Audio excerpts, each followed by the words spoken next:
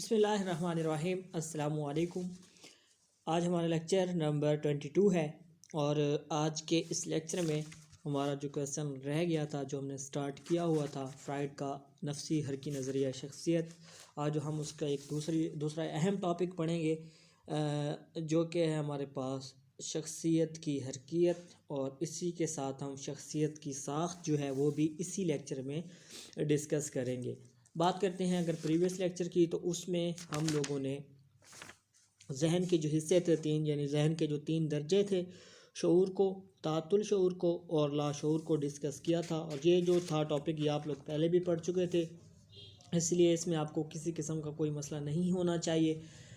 جو آج ہم چیزیں پڑھیں گے یہ شاید آپ لوگوں کے لیے نئی ہوں گی، لیکن کچھ ایسی آئیں گی جو آپ لوگوں نے پہلے پڑھی ہوئی ہوں گی، تو آپ لوگوں نے اس کو اچھے طریقے سے سمجھنا ہے، اس ٹاپک کو اور اس لیکچر کو غور سے سننا ہے، تاکہ یہ جو ایک اہم ٹاپک ہے یہ آپ کو اچھے طریقے سے آنا چاہیے، ٹھیک ہے۔ اس میں کسی قسم کا کوئی بھی مسئلہ ہو، کوئی بھی ویکنیس جو ہے وہ باقی نہیں رہنی چاہیے، اس کو آپ نے اچھے طریقے سے کلیئر کرنا ہے۔ تو چلیے سٹارٹ کرتے ہیں اپنے آج کے لیکچر کو۔ تو سب سے جو پہلی ایک چیز ہے جو ہم ڈسکس کریں گے سب سے پہلے، وہ ہے ڈائنامک آف پرسنالٹی، جسے ہم کہتے ہیں شخصیت کی حرکیت۔ فرائیڈ نے نفسی توانائی یعنی لیبیڈو کو شخصیت کی تعمیر میں بہت اہم قرار دیا ہے۔ یہ نفسی توانائی پیدائشی جبلات کی تسکین میں صرف ہوتی ہے۔ بقول فرائیڈ تمام انسانوں میں پیدائشی طور پر جنسی اور جارحانہ جبلی خواہشات پائی جاتی ہیں جو اپنی فوری تسکین چاہتی ہیں، لیکن فرد ان کا اظہار ہمیشہ اور براہ راست نہیں کر سکتا۔ اسے معاشرتی رکاوٹوں اور ناگوار نتائج کا سامنا ہوتا ہے، اس لیے ہر فرد کا عمر بھر کا مقصد بن جاتا ہے کہ وہ جبلتوں کی تسکین کرے، اور ایسا کرتے ہوئے ماحول اور حقائق کو مد نظر رکھے۔ جبلتوں کی تسکین کے لیے یعنی جو جبلت یعنی انسٹنکٹ، تسکین کے لیے ماحول سے ٹکراؤ بھی ہو جاتا ہے۔ اس تصادم یا ٹکراؤ کے نتیجے میں تشویش پیدا ہوتی ہے، یعنی کہ انگزائٹی پیدا ہوتی ہے۔ فرائیڈ کا خیال ہے کہ جبلتوں کی توانائی فرد کو متحرک رکھتی ہے۔ اس نے جبلتوں کو 2 گروہوں میں تقسیم کیا، ٹھیک ہے، یعنی انسٹنکٹ کو اس نے 2 آپ کے یعنی ٹائپس میں اس نے ڈیوائڈ کیا ہے۔ سب سے جو پہلے ہمارے پاس ہے وہ ہے لائف انسٹنکٹ، یعنی جبلت زیست، اسے جبلت حیات بھی کہتے ہیں، ٹھیک ہے۔ سیکنڈ ہمارے پاس ہے ڈیتھ انسٹنکٹ، جبلت مرگ۔ تو سب سے پہلے ہم بات کر لیتے ہیں جبلت حیات یعنی جبلت زیست کی، لائف انسٹنکٹ کی۔ نام سے ظاہر ہے اس میں وہ بنیادی محرکات شامل ہیں جن کی بار بار تسکین کی جاتی ہے، مثلا بھوک، پیاس، ہوا، درد، افزائش نسل وغیرہ جبلت زیست ہیں۔ اس کے علاوہ معاشرتی اور خارجی محرکات کا تعلق بھی اسی سے ہے، عزت، شہرت، دولت، سماج، رتبہ وغیرہ اس کی مثالیں ہیں۔ فرد ان کی تکمیل کر کے خوشی محسوس کرتا ہے، یعنی اس میں سارے جو زندگی بخش رجحانات ہوتے ہیں وہ ہماری جبلت زیست میں آ جاتے ہیں، لائف انسٹنکٹ میں آ جاتے ہیں، یہ ہمیں خوشحالی کی طرف، ترقی کی طرف لے کے جاتی ہے۔ سیکنڈ جو ہے ہمارے پاس وہ ہے ڈیتھ انسٹنکٹ یعنی جبلت مرگ۔ جارحانہ رد اعمال، توڑ پھوڑ، تخریب، تنقید، نفرت سب جبلت مرگ میں شامل ہے۔ فرائیڈ کا کہنا ہے کہ جبلت مرگ ہر فرد کا مقصد ہوتا ہے۔ فرد کی ذات میں ہمیشہ دونوں جبلتوں میں رسا کشی جاری رہتی ہے۔ جبلت حیات اکثر غالب رہتی ہے، ان دونوں کی عدم توازن سے تشویش پیدا ہو جاتی ہے۔ جبلت مرگ غالب آ جائے تو موت واقع ہو جاتی ہے، ٹھیک ہے۔ یعنی یہ ہمیں ساری جو جبلت مرگ ہے، ڈیتھ انسٹنکٹ ہے، یہ ہمیں تنزلی کی طرف، ٹھیک ہے، تنقید کی طرف، نفرت کی طرف، حقارت کی طرف، دشمنی کی طرف، اور ایٹ دا اینڈ یہ ہمیں سوسائڈ کی طرف لے کے جاتی ہے، موت کی طرف بھی ہمیں لے کے جاتی ہے۔ تو وہ کہتا ہے یہ 2 قوتیں ہوتی ہیں جو ہماری شخصیت میں رہتی ہیں، اور ان دونوں کے درمیان رسا کشی جو ہے وہ جاری رہتی ہے۔ کبھی جبلت زیست جو ہے وہ غالب آ جاتی ہے، کبھی جو ہے جبلت مرگ ہے وہ غالب آ جاتی ہے۔ تو وہ کہتا ہے موسٹلی جو ہوتا ہے عمومی طور پر جبلت زیست یعنی جبلت حیات جو ہوتی ہے وہ غالب رہتی ہے، ٹھیک ہے۔ سیکنڈ جو چیز ہے وہ ہے شخصیت کی ساخت، ٹھیک ہے، اسٹرکچر آف پرسنالٹی۔ فرائیڈ کے بقول شخصیت کی تشکیل میں لاذات، انا اور فوق الانا 3 عناصر کار فرما ہے جن کی تفصیل درج ذیل ہے۔ تو سب سے جو پہلے ہم ڈسکس کر لیتے ہیں وہ ہے لاذات یعنی کہ ایڈ، ٹھیک ہے۔ اس کا کنسیپٹ آپ کو ہے، ہم پہلے پڑھ چکے تھے فرسٹ چیپٹر میں۔ لاطینی زبان کے لفظ اٹ سے ماخوذ ہے، ٹھیک ہے۔ اب یہ یاد رکھنا ہے اٹ جو ہے یہ لاطینی زبان کا لفظ ہے جس کا مطلب ہے تمام تر جذبات اور جبلات۔ ابتدا میں بچے کی شخصیت میں صرف اڈ ہی غالب ہوتی ہے۔ اس حصے میں تمام جبلات اور خواہشات پائی جاتی ہیں جو ہمیشہ فوری تسکین کی طلبگار ہوتی ہیں، مثلا بھوک پیاس میں فوراً خوراک طلب کرنا، سردی گرمی اور درد سے بچنا۔ ایسا نہ ہو سکے تو رونا چیخنا سب اڈ کی کارکردگی ہے۔ اڈ میں نفسی توانائی یعنی لیبیڈو موجود ہوتی ہے جو کردار کو متحرک کرتی ہے۔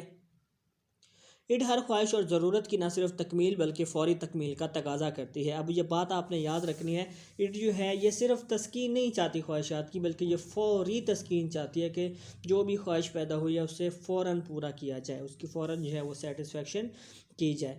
اگر فوری تسکین نہ ہو سکے تو فرد میں تناؤ یعنی ٹینشن پیدا ہو جاتی ہے۔ اس لیے اڈ اصول لذت پر عمل پیرا ہوتی ہے، یعنی پلیئر پرنسپل۔ ایم سی کیوز کے حوالے سے یہ بات آپ لوگوں نے یاد رکھنی ہے کہ اڈ جو ہے وہ اصول لذت یعنی پلیئر پرنسپل پر کام کرتی ہے تاکہ تناؤ سے فوری نجات حاصل ہو سکے۔ یہ اپنی تسکین کے لیے بیرونی رکاوٹوں کی پرواہ نہیں کرتی، بلکہ وہ عوامل اضطراری حرکت اور بنیادی عمل کے ذریعے تسکین تلاش کرتی ہے۔ اب یہاں پر دو چیزیں ہیں، یہ کیسے تسکین کرتی ہے؟ ایک تو ہے جی اضطراری حرکت، ریفلیکس ایکشن، ایک بنیادی عمل ہے یعنی پرائمری پروسیس ہے۔ یہ دو چیزیں ہیں جس میں کیا کرتی ہے ہماری جو اڈ ہوتی ہے، ان دونوں کے ذریعے کیا کرتی ہے خواہشات کی تسکین کرتی ہے۔ اڈ کے اختیار کیے جانے والے دونوں طریقے کون کون سے جی؟ بنیادی عمل اور اضطراری حرکت۔ یہ دونوں طریقے کیونکہ غیر حقیقی ہیں اس لیے ان سے صرف تناؤ میں کمی آتی ہے، حقیقت میں خواہشات کی تسکین نہیں ہوتی۔ حقیقی تسکین حاصل کرنے کے لیے دوسرا نظام وضع ہو جاتا ہے جسے ایگو کہتے ہیں۔ اڈ چونکہ لاشعوری ہوتی ہے لہذا خارجی حالات سے سروکار نہیں رکھتی، بلکہ ہر حالت میں تناؤ دور کرنا اور پرسکون کیفیت کو برقرار رکھنا چاہتی ہے۔ بنیادی ضروریات کی تسکین کی خاطر کسی معاشرتی اور اخلاقی تقاضے کی پرواہ نہیں کرتی۔ اڈ فرد کی تمام نفسی توانائی کا گودام ہے، ٹھیک ہے۔ جبلی محرکات کی تسکین پر یہ توانائی خرچ ہوتی ہے۔ شخصیت کے دوسرے نظام ایگو اور سپر ایگو اسی سے توانائی حاصل کرتے ہیں۔ ایم سی کیوز اگر آ جائے کہ شخصیت کے جو باقی نظام ہیں ایگو اور سپر ایگو وہ کس سے توانائی حاصل کرتی ہیں، تو وہ اڈ سے ہی توانائی حاصل کرتی ہیں، ٹھیک ہو گیا۔ یہاں پر ختم ہوا لازات۔ اب سیکنڈ جو ہے سٹرکچر وہ دیکھتے ہیں، وہ کیا ہے؟ وہ ہمارے پاس ہے جی انا یعنی کہ ایگو۔ لاطینی زبان میں ایگو سے مراد ہے آئی یعنی میں۔ فرائڈ کا کہنا ہے کہ یہ حصہ فرد کی خودی اور ذات سے متعلق ہے۔ یہ حصہ شعوری ہوتا ہے جو کہ شخصیت میں توازن پیدا کرتا ہے۔ اڈ ضروریات کی تسکین مناسب طریقے سے نہیں کر پاتی، جس کی وجہ سے شخصیت کا دوسرا نظام یعنی ایگو پیدا ہو جاتا ہے۔ یہ لازات کا حصہ ہوتا ہے اور اسی کی توانائی صرف کرتا ہے، یعنی یہ اڈ کا حصہ ہے اور اسی کی توانائی صرف کرتا ہے۔ اس کا مقصد بھی خواہشات کی تسکین ہوتا ہے۔ شعوری ہونے کی وجہ سے بیرونی حالات کے مطابق وسائل اور ذرائع استعمال کرتی ہے، اس لیے یہ اصول حقیقت یعنی ریئلٹی پرنسپل کے تحت کام کرتی ہے۔ اب یاد رکھیے گا ایگو جو ہے یہ ریئلٹی پرنسپل پہ کام کرتی ہے۔ ایگو دو طریقوں یعنی ریئلٹی ٹیسٹنگ اور ثانوی عمل یعنی سیکنڈری پروسیس کی مدد سے ضروریات اور خواہشات کی تسکین کرتی ہے، یعنی یہ بھی دو طریقوں کے تحت کام کرتی ہے۔ ایک تو ہے ریئلٹی ٹیسٹنگ اور دوسرا کون سا ہے؟ سیکنڈری پروسیس یعنی ثانوی عمل۔ ایگو کی حیثیت منتظم کی ہے، ایگزیکٹو کی ہوتی ہے، کیونکہ یہ فرد کے کردار کو کنٹرول کرتی ہے، اسے چلاتی ہے، مینیج کرتی ہے۔ بالآخر اس سے ہی اڈ کی خواہشات کی تسکین کا وسیلہ تلاش کرنا ہوتا ہے۔